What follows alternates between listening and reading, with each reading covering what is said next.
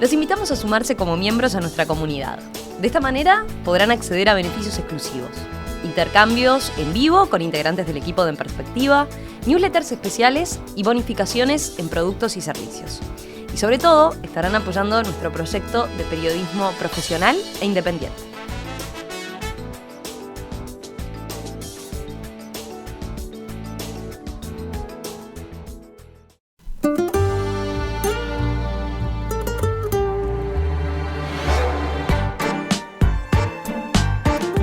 Seguimos, estamos en este viernes 14 de agosto de 2020, estamos con Alejandro Abal, Gonzalo Pérez del Castillo, Juan Grompone y como invitado, Rafael Mandresi.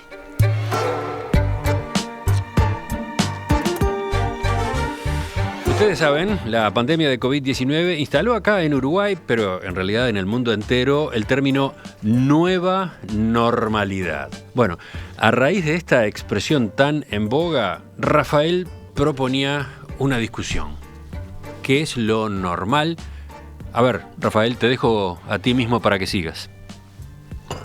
Sí, fundamentalmente porque de la misma manera que para el tema anterior decía que me tiene un poquito cansado esa cantinela de una nueva forma de hacer política con la que mucha gente se quiere presentar en la actividad política, también me tiene un poquito cansado la invocación de una nueva normalidad, porque me parece que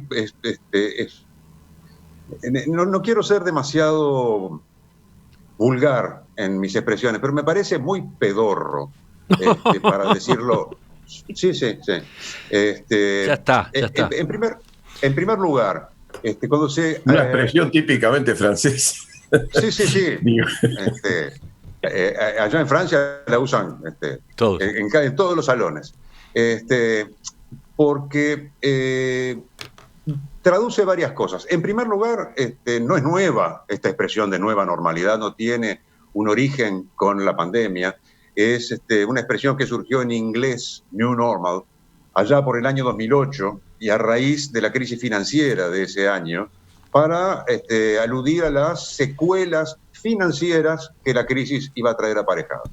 Y ahora se reflotó esta expresión, la usó bastante el ya celebérrimo director general de la OMS, el señor Tedros Adhanom Ghebreyesus. La ha usado mucha gente, autoridades políticas, y por supuesto que se ha usado en las conferencias de prensa, en el ritual de la conferencia de prensa en el caso del gobierno uruguayo. En particular, el 18 de abril fue cuando apareció y el presidente de la República dijo que el otro día habían acuñado este término. Bueno, son días largos los del presidente de la República, porque el término lo acuñaron hace más de 10 años. Pero en fin, en todo caso, esta idea de nueva normalidad, el punto que me parece más interesante, entre muchos otros que pueden abordarse, es que nunca se precisa exactamente qué quiere decir normalidad, qué es lo normal. Y lo segundo es que indica un tipo de relación bastante particular con el tiempo histórico. Esta idea, para resumirlo, según la cual en un semestre de pandemia cambiamos de civilización, es un disparate. Es decir, no se alumbra una nueva sociedad con tapabocas, teletrabajo y suspensión de vuelos y de espectáculos públicos. Es decir, la idea de que estamos en un momento de báscula, de que el mundo ya no va a ser el mismo, frase que se encuentra en muchos lados y en particular en muchos escritos o intervenciones de Yuval Harari, ¿no? que es el caso típico de lo que yo llamo un intelectual analgésico, bueno, dando la idea de que estamos anotando, viviendo una suerte de revolución antropológica. Bueno, todo eso indica que estamos atrapados en una visión del tiempo presentista. ¿No? O sea, y no es un problema de ignorancia de la historia, es un tema de relación de baja intensidad con el pasado, ¿no? Donde se rellena de alguna manera con episodios históricos, a veces remotos, como la peste negra de la Edad Media, que ha sido muchas veces invocada, o con otro tipo de fenómenos de esta naturaleza, para justificar la idea de que estamos en algo más o menos parecido y que el mundo va a cambiar definitivamente en un lapso breve. Y la historia no estornuda, ¿no? No dobla la esquina sin una inercia. Sí cambia de rumbo, es más bien a la manera de un transatlántico, ¿no? Y en escalas temporales que no son las de algunas semanas o de algunos meses, sino mucho más extendidas. El tema es considerar lo nuevo sin hacer referencia a las escalas temporales. Si se puede hablar, y termino con esto, por ejemplo, de una explosión cámbrica, en términos geológicos, en términos de biodiversidad, etcétera, que duró decenas de millones de años, es porque eso se considera a una escala temporal que es precisamente la de la edad de la Tierra y no de un par de generaciones. No me parece que sea inteligente ni interesante andar diseminando una suerte de milenarismo de boliche por parte de autoridades, dando a entender que nuestras vidas van a cambiar irremediablemente a partir de lo que son un puñado de tácticas para pasar el invierno. Dejaste unas cuantas frases para la historia, ¿eh? Anoté varias expresiones y frases. Por ejemplo, me descolocó esto del intelectual analgésico. Vamos a otro día discutir a propósito de este historiador o de ¿qué es? ¿Historiador, filósofo? ¿Cómo lo definís tú? Bueno, él se presenta como historiador de profesión, pero lo que ha escrito, o sea, los escritos de Yuval Harari son a la investigación histórica lo que 50 sombras de Grey a la literatura erótica. Otra frase más. Seguimos acumulando.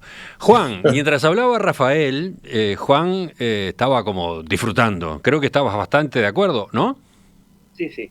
Y para eso quiero pasar primero un brevísimo telegrama sobre Noah Harari. Si Harari dice que hoy es viernes, yo consulto el almanaque, porque no le creo ni la fecha. Es decir, y por eso sería interesante algún día discutir la veracidad y la posibilidad de este fenómeno mediático. Anotamos otro tema. Vamos al tema entonces. Yo creo que una epidemia, una guerra, un terremoto, todos esos grandes colapsos no cambian la historia. A lo sumo la aceleran en algunos aspectos o la frenan en algunos aspectos y dejan algunas huellas. Por ejemplo, la peste negra en definitiva no cambió casi nada en Europa, excepto el descenso de población que hubo, pero en realidad decir que la peste negra provocó la irrupción del capitalismo es un disparate, por ejemplo. Creo que esta pandemia dejará algo a corto plazo y algo a largo plazo, algo, ¿no? Algún cambio. A corto plazo, por ejemplo, creo que se acelerará el ingreso a la sociedad de la información. Sí, la sociedad de información en la cual venimos ingresando desde por poner alguna fecha, desde 1980, viene con cierta lentitud, es decir, a veces con grandes empujones, a veces, pero lenta. Yo creo que esto va a acelerarse. Por ejemplo, la desaparición y creación de trabajos ocurrirá más rápido de lo pensado, por ejemplo. Creo que va a haber nuevas formas de relacionamiento entre la gente y posiblemente haya una crisis importante en todos los medios conocidos de transporte. Pero eso creo que son fenómenos relativamente cortos y chicos a corto plazo. Cuando digo corto plazo, digo en 4, 5, 6, 7 años. A largo plazo, creo que quienes van a sufrir son las ciudades. Porque ese tal vez es el punto más interesante. Porque esta pandemia y todas las pandemias se originan en las concentraciones urbanas. También la peste negra se organizó en la concentración urbana en malas condiciones de las ciudades. Sí, por ejemplo, hay que pensar que las ciudades europeas de la peste negra no tenían agua potable y eran ciudades muchísimo más chicas que la Roma imperial, que era una sociedad de 1 millón de habitantes, pero tenía 6, 7, 8 acueductos que suministraban agua potable. Es decir, creo que lo que está provocando todo esto es la concentración urbana. Es decir, por algo la epidemia empezó en una ciudad china de 12 millones de habitantes. Y por algo, por ejemplo, en nuestro país, la pandemia está localizada esencialmente en Montevideo. Y también está localizada en Brasil, que es uno de los países más grandes de América del Sur, en Estados Unidos y en particular en Nueva York. Es decir, la pandemia se debe a la concentración urbana de gente. que permite la transmisión rápida de una enfermedad. Yo creo que entonces a largo plazo habrá una tendencia a desaparecer las ciudades de millones de habitantes. Y de esto se encargarán las pandemias cada vez más frecuentes, es decir, porque no creo que esta no solo no es la primera, sino que tampoco va a ser la última. Es decir, creo que van a seguir sucediendo debido a la concentración urbana este tipo de fenómenos. De modo que, en definitiva, creo que el resultado a largo plazo es una vida menos artificial que la que estamos llevando en este tiempo. Bueno, la intervención de Rafael hizo saltar la participación. Tengo, por ejemplo, mensajes como este de Marita que dice nunca más de acuerdo con Rafael, hasta me sacó una carcajada. Otro que pregunta qué hago con el libro de Harari que acabo de comprarme. O después aparecen otros que, como Ignacio, señalan las vulgaridades de este señor, impropias de la solemnidad de las tertulias de los viernes, ignoran que para muchos pequeños empresarios, sus empleados y sus familias, la pandemia ciertamente es un punto de inflexión en sus vidas. Bueno, pero está levantando la mano Alejandro. Enseguida volveremos a Rafael, supongo, pero Alejandro, vamos contigo. Sí, yo estoy totalmente de acuerdo, bueno, sobre todo con Juan, lo de la característica analgésica que mencionó respecto a Harari, Rafael, me pareció muy gracioso también y lo voy a retener para pensarlo. Pero estoy de acuerdo con Juan porque lo expresó, supongo que todos lo compartimos, y es que esa nueva normalidad que tanto le fastidia a Andrés y de alguna manera a todos nosotros, como una expresión demasiado que pretende ser demasiado significativa y en realidad no lo es nada más que un apresuramiento de algo que va a pasar o algo que está pasando. La inteligencia artificial, las conexiones que son infinitamente mejores entre los distintos pueblos y personas de las que había hace 20 años, 30 años. El control de la privacidad por los gobiernos, que de alguna manera sí puede venir. No, acá en Uruguay no lo hemos vivido, pero quizás por lo que dicen en otras civilizaciones, sobre todo en China, en Corea, en este momento sí se estaría viviendo. La universalización del conocimiento, que quieras o no, se va produciendo quizás a través de los medios electrónicos. La vida más allá de la Tierra, ¿verdad? Que es algo que ahora lo estamos mirando como algo realmente posible y no solo un invento de Julio Verne u otros autores de la misma categoría de Julio Verne. Yo creo que todo eso simplemente se iba a producir o se va a producir igual. Lo que pasa es que la pandemia, bueno, ha hecho que algunas de estas cosas se aceleren, ¿verdad? Por cierto que me pareció interesantísimo lo que dijo Juan del futuro de las ciudades. Creo que sí. Y bueno, el teletrabajo y las comunicaciones rápidas son dos elementos formidables para que las ciudades vayan abriéndose, para que se vuelva una vida más lejana de la concentración urbana que no tanto en Uruguay, pero sí, sobre todo en otros países se está viviendo y que en Uruguay de alguna manera se terminaría viviendo. Yo creo que en definitiva la expresión nueva normalidad lo único que está apuntando es a que, bueno, lo que igual se iba a producir se produzca más rápido.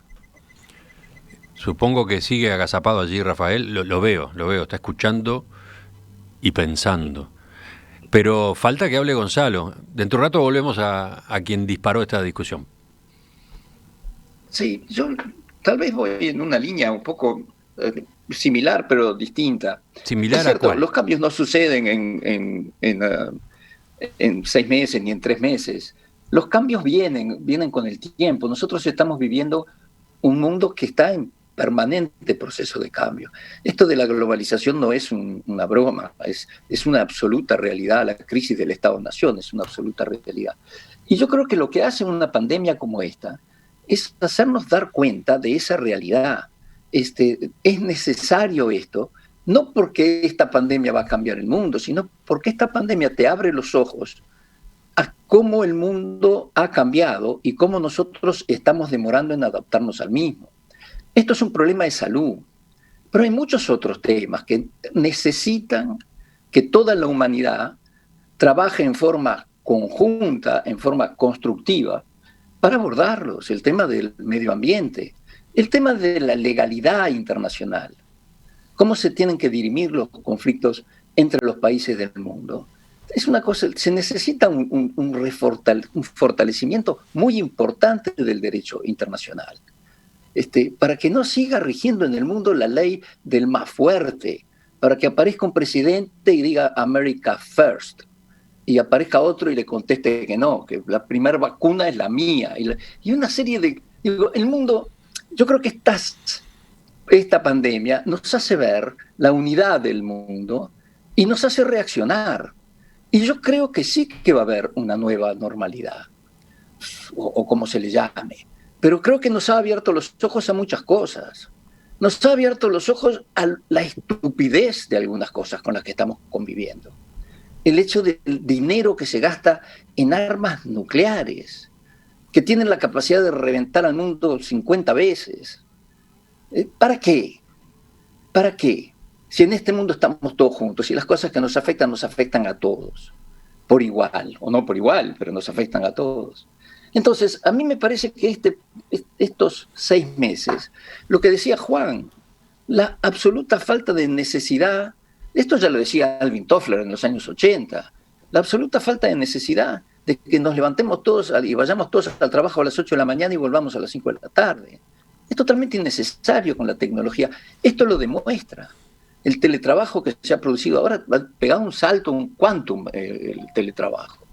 Porque lo teníamos, pero no lo utilizábamos. Así que yo creo que esto sí es una especie de shock que te hace dar cuenta del mundo en que vivís. Y hay muchas cosas que tenemos que cambiar y que tenemos que abordar como humanidad, como el mundo entero, porque nos afectan a todos. Y no es cierto que porque hay un problema en un país del mundo resulta que a vos no te importa más. Sí te importa, tarde o temprano te afecta. Eso tiene que ver con la finanza, la economía, lo social, todo, las emigraciones, ni hablar. Es decir, darnos cuenta que hay temas mundiales que tenemos que abordar de una forma más solidaria y más de acuerdo al derecho y no a la ley del más fuerte. Rafael. Así que yo tengo esa visión. Rafael. Que no creo que discrepe con lo que están diciendo los demás. Esta vez te doy es una... no 30 segundos, sino 1 minuto. Mirá qué generoso que estoy. No, varias cosas. En primer lugar, yo estoy básicamente de acuerdo con todo lo que han dicho los compañeros, porque mi punto es la atribución al fenómeno pandémico, este episodio pandémico, del papel de un motor de cambio que justifique ideas como el mundo va a cambiar radicalmente, el mundo ya no será el mismo, nuestra vida de antes desapareció, etc. Eso es lo que yo pongo en tela de juicio. Lamento que se haya recibido alguno de mis apreciaciones como vulgares. Yo soy una persona básicamente vulgar, no tenés remedio, ordinaria y grosera, eso es público y notorio, pero no ignoro en absoluto lo trágico que puede ser para muchísima gente lo que está pasando a raíz no del virus, a raíz de las reacciones, a mi juicio totalmente desproporcionadas, frente a este virus. Y por otro lado, si uno lo focaliza en términos de enfermedades, resulta difícil concebir que una epidemia que por definición es relativamente fugaz pueda cambiar durablemente hábitos, imaginarios, normas, lo que sí pueden conseguir otro tipo de enfermedades, las enfermedades endémicas, porque esas sí erosionan, labran con el tiempo, ¿no?, las costumbres que pueden modificar de manera más o menos significativa las realidades sociales. Y probablemente el ejemplo más notorio de las últimas décadas sea el SIDA, que ha modificado algunos parámetros de las relaciones sociales, pero porque precisamente es una enfermedad que se instala. Si el COVID-19 o la COVID-19 se instalara durablemente, allí podríamos pensar en que algún tipo de modificaciones relevantes o significativas podría traer. Pero en la medida en que sea una epidemia que, insisto, por definición llega, pega y se va, no le da el tiempo para trabajar en profundidad los comportamientos sociales. Mira, desde la audiencia te asisten con el tango, porque creo que saben que algo te interesa o algo te gusta el tango. Sintetizan tu planteo dos oyentes, uno... Yo tenía el nombre acá y se me perdió. Uno es Rodrigo, que dice, tiene razón Mandrese, el mundo fue y será una porquería, ya lo sé. Y otro, definición más simplista y tanguera, el mundo sigue andando. ¿Te sirven? Me sirve, en el 506 y en el 2000 también. Y el mundo sigue andando a pesar de que sus ojos se cerraron. Evento bastante importante para la vida individual y sin embargo el mundo sigue andando. Lo cual no quiere decir que no haya cambios, ¿eh? Hay cambios, por supuesto que sí. Pero el punto es, o bien se considera que se cambia de normalidad, pongamos entre paréntesis que es la normalidad, porque nadie se ha tomado el trabajo de definirla, de un día para el otro, y eso es, desde mi punto de vista, absurdo. O bien la normalidad es algo fluido, que está cambiando todo el tiempo, y por lo tanto es siempre nueva de alguna manera, y en ese sentido la expresión también carece de sentido. Algunos minutos quedan, muy pocos para el final. Llegan las yapas de esta tertulia de hoy.